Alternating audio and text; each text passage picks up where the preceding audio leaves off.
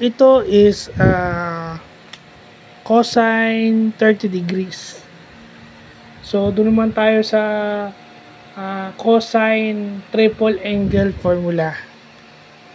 So, yung cosine triple angle formula is, papalitan nyo lang. Imbis na sine, gagawin yung cosine. Pero ang nakita ko rito is, yun na nga, ita-times mo sa 3 or i-divide mo sa 3. So, dapat alam mo rin yung roots nito.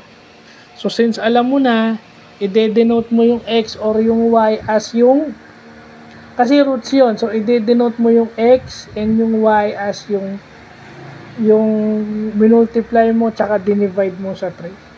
And then, simple algebraic way na lang. Ayan, no, kagaya nga, no? Kagaya nga. Finactor out mo, dinote mo yung x as cosine 30 degrees, so pinactor mo. So, after you factor out, syempre, para solve for x squared, di ba, yung division, para masolve yung x squared, i-divide. Di ba? Hanggang sa maiwan yung positive or negative square root of 3 over 4 or positive or negative square root 3 over 2. So, ganun lang yun. Same yung process pag nag-solve ka ng cosine 30 tsaka sine 60.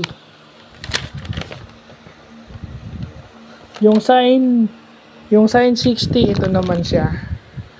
Okay, yung sine 60, nakakita na tayo ng way kahapon.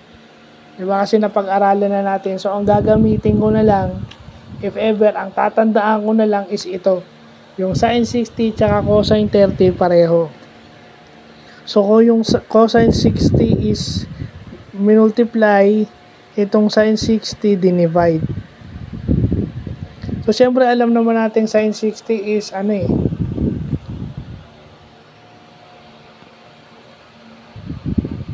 60 is square root of 3 over 2. Nakalagay naman sa table, di ba?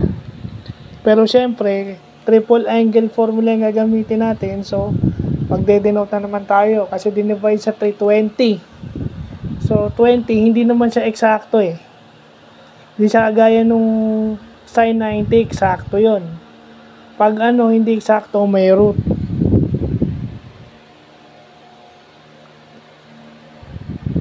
So, ang value nun is yung cubic root ng equation na to. So, yun na yung sagot. Hindi na natin yung cubic kasi tinignan ko yung cubic eh. Mahaba. Siguro pag nagpunta na, babalikan natin yun later on. Later on natin pag-aaralan yan. Hindi tayo nagmamadali. Since nalaman ko yun, may babalikan tayo. But ito muna for now. So, pareho ang process ng cosine 30 at sine 60 pag triple angle formula, knowing the roots. Magandang pag-aralan. Kaya talagang dapat pinag-aaralan mo yung algebra mo eh. Yung algebra mo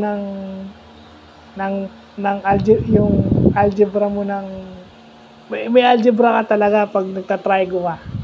Nagka-calculus ka nga, may trigo ka rin eh. Di ba?